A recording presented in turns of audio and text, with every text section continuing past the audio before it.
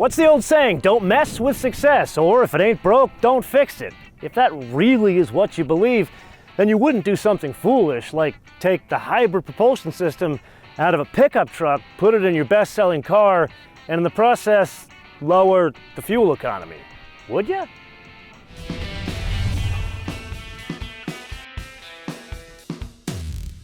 Okay, so it kind of looks like a Lexus RX, but that's not entirely what it is. Yes, the outside is a new Lexus RX for 2023, but underneath it is a Toyota Tundra pickup truck, a hybrid at that, sorta. You see, they've taken the 2.4 turbo four-cylinder from the Lexus NX, and if you remember, that's 275 horsepower and 406 pounds of torque. But instead of it having a two-motor solution like a Prius, which is not a plug-in hybrid, instead it has the integrated starter generator motor from a Toyota Tundra, and that's up front driving the front wheels. Then the further item it takes from a Tundra is a real transmission. So this is a Toyota hybrid that has gears, not a CVT. In this case, it's 6 forward gears, not 8 or 10. Then it's all-wheel drive. In the back, instead of it having a drive shaft that connects the four-cylinder to the rear wheels, it has an electric motor and an inverter. And the whole concept is to be able to vary the torque more from the front to the rear. So the idea is it can send up to 80% of the torque to the rear wheels in a Lexus hybrid. Then there's the battery, that's nickel metal hydride. I don't think that was the most efficient choice. In terms of performance or storing energy, it was more about cost. Then there's really what this vehicle is about, and that's the performance figures. So if you were to take a regular Lexus RX hybrid for 2023, 0 to 60, which we normally wouldn't discuss for any RX, let alone a hybrid, 7.4 seconds. This, 5.9 seconds. Then there's the VMAX. In that standard serial production Lexus RX hybrid, a whopping 112 miles an hour. This, 130 miles an hour. Okay, so a different kind of RX hybrid, 4,751 pounds, or depending on express weights and measures, 2,155 kilograms. With that. Oh yes, that is very different. And the first thing you notice is a real transmission. You feel the real gear changes. It's not an LC500. It's not an AMG GLE. It's not trying to be that. But it's a better driving experience because it's more immediate in the way it delivers power. That's the best way to put it. I wouldn't call this thing fast. Then going back to the engine itself, there's a couple of things going on about the engine. Yeah, it's the 2.4 turbo. It behaves like that 2.4 turbo that we drove in the NX. But here, in an RX, you expect it to be quiet. You expect it to be almost, excuse the offense here to some Lexus people, to be like a Buick. But here, listen to it, there's kind of a growl to the engine. I don't know if that's manufactured. And then there's the overall acceleration. Notice, like I'm gonna slow down here. Got no one behind us. Let's try this again. Look at the plane of motion of the vehicle. This is me, foot to the floor.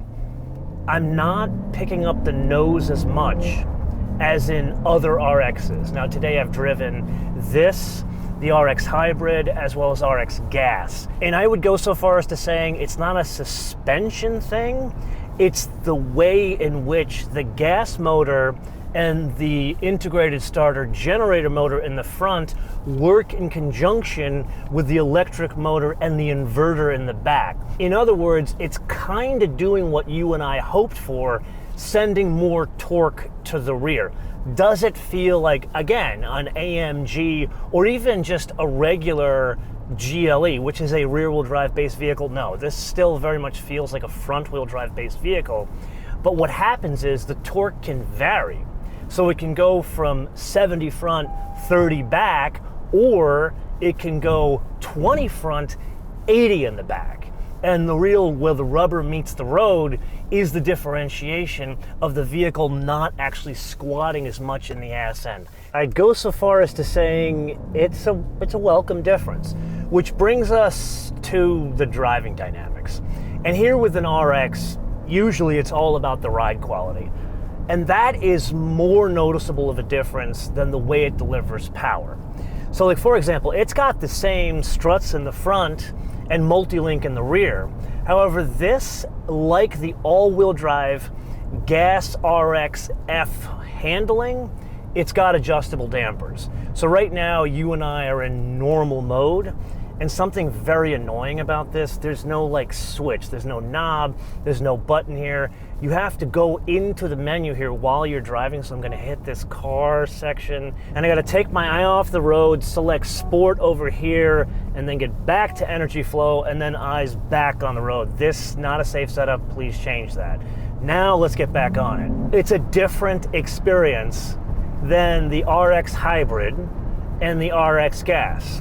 But is it a totally different vehicle? No. I think the best way to describe it, it's not like I'm in a church on this side of the street and you're in a temple on that side of the street. It's we're in the same church, we're just sitting in a different pew. You know what? Scratch that. Let me put this to you in a bit of a different light. If one was expecting an electrified version of a Lexus V8 FRX, that is not this vehicle. This is just a much more polished RX.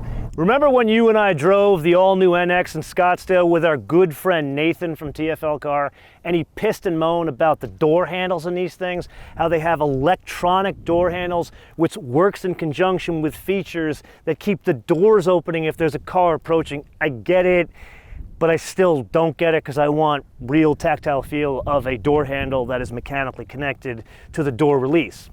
Well, apparently, there's a backup here. It's not just the electronic thing where I put my hand here and I press a button, the door opens. There actually is a door handle here. It's hidden underneath this larger door handle, and it pulls out manually so one can open up the door only in the event of the battery being dead. Then there are the brakes.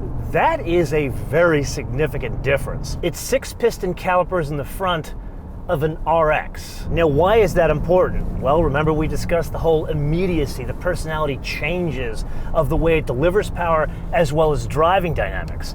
Well, the brakes back that up. I would argue it's a little bit more horsepower in the brakes than the car needs. There is an additional change. They've added 4-wheel steering in an RX. It's 4 degrees of steering, and like every other system, it's opposite low speeds, like in parking lots, that kind of stuff. And then when it gets to, I think, like 35, 40 miles an hour, it's in the same direction. So high speed maneuvers, it can go a bit quicker. Do I notice a big difference here? Not really. I don't think this is the kind of vehicle we're going to take on a track. It just feels a bit sharper in the way the vehicle steers. No, it is not that time again to play your favorite game, Mind the Options game, with today's contestant. I can't believe I'm saying this, a go-fast Lexus RX. You see, he came to this lovely spot in Santa Barbara, California, to drive the new RX as well as other flavors. Saw all the specs, at least close to final specs, but the only thing missing was pricing. So what we can do is we can guess pricing. Now, a most basic cheap seats gasoline front-wheel drive RX for 2022, that was like mid-40s in terms of base price. A hybrid with a lot of stuff in it was like mid-60s. But if you remember in Scottsdale, we drove that new NX plug-in, the 450h, and you and I were blown away that an NX hybrid was $63,000, and they sell every one of them they can build at that price. So you gotta believe this gonna be a hell of a lot more money. So I'm guessing, base price, $70,000? Then there's individual options like a panoramic sunroof. I think the one you and I are driving today, which is pretty well kitted out with the head-up display, the sunroof, and the nicer interior, this is the better part of 80 grand. And I don't even know if that includes the destination handling from Ontario, Canada, where these things are made. Every one of them for North America comes from Canada. So this really isn't a Japanese car, it's a Canuck. So let's you and I cover a couple of notes mainly on the inside of the vehicle. The first thing that has been smacking you in the face this entire episode is that dashboard. It is a carbon copy of the NX we drove back in Scottsdale, and that is to say a good thing. What they've done is they've improved upon some of the details that we've gotten from Mercedes with that hyper screen they do in the EQS. Granted, this is not the whole width of the car, but notice you've got this screen with the new Toyota corporate operating system, which frankly one of the best. However, they add real knobs for the HVAC and a real volume controller. Now they do try to differentiate this version of the Toyota OS in the Lexus by doing the controllers on the steering wheel. You have to look at the head-up display in order to use these buttons. It's a bridge too far. You're adding complexity for complexity's sake, which is kind of a German trait, not a Japanese trait. Let's go back to them just being hard buttons and have fixed uses and then interacting with the menus on the instrument panel, and that would be lovely. Then there's the color and trim of the 500. Really the most expensive version of the RX. You would think you would have many choices. Instead, anything you want as long as it's black and red. Now the red is pretty cool, but you're not going to pair that with this copper.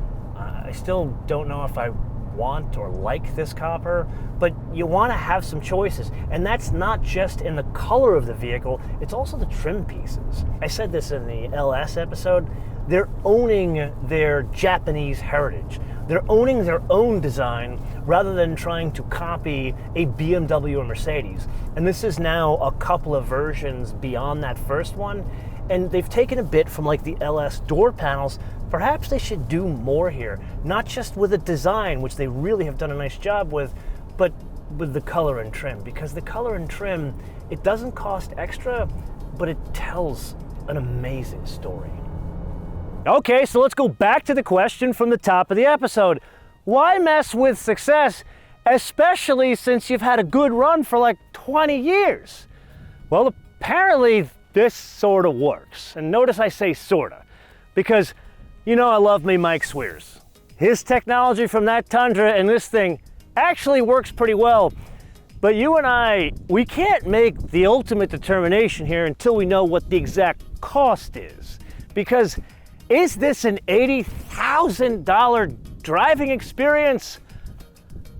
Oh man, that's a tough one, because I want to sit here and say 80 grand, take 50, buy a used 991, and then take 30, buy a used RX, and you got all your bases covered. But I'm not a practical human being. So I think we've got to put a pin in this until we know the pricing, and then we can make a determination, which brings us to the wish list here. And yeah, there's going to be a plug-in hybrid version of the serial production hybrid, meaning the Prius one, the one with the two motors in the front and the CVT. How about this? How about a plug-in hybrid of this that gives us 100 miles of range? This way, around town, one doesn't need to go and waste time in their day to buy energy, but still can use it in today's infrastructure to go from city to city while the grid and the government and car manufacturers and energy providers all piss and moan about what the future is going to look like. This way, we have a solution for today. Yes, it would be expensive, but this thing is for rich grandparents and I guess rich empty nesters. Anyway, that's what Lexus tells me. And this is the point of the episode where I say, this is one man's opinion, and the point where I turn it around to you to opine in the comments below or via our social media. MotoManTV, all one word, MotoManTV, on Facebook, Twitter, Instagram. And with that, I feel compelled to share a rather sizable milestone in the history of this show. You see, for the past 13 years, all episodes have been cut with Intel processors. And last week, we finally have moved beyond the Stone Ages and now on Apple Silicon. So please, oh please, oh please, wish us luck in this transition. Until I see you in the next episode, bis später.